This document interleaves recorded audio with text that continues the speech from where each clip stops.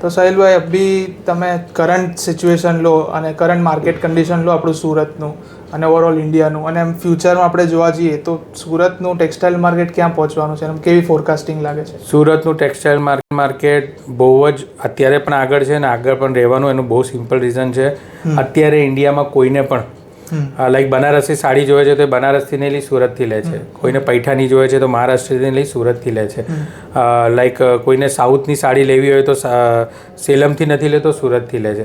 તો Surat in short એક hub બની જશે કે આખા ઇન્ડિયામાં કોઈ પણ કાપડની જરૂર પડે તો એને સુરત દેખાશે.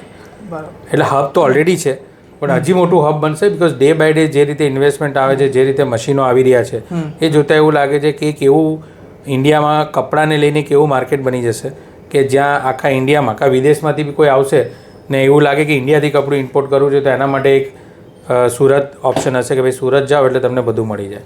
તો સુરતમાં હજુ બહુ બધું પોટેન્શિયલ છે. સુરત હબ બની જ ગયું છે ને હજુ બહુ મોટું હબ બનવા જઈ રહ્યું છે. તો બહુ હજુ તો કે ને ગેમ બહુ મોટી બાકી છે.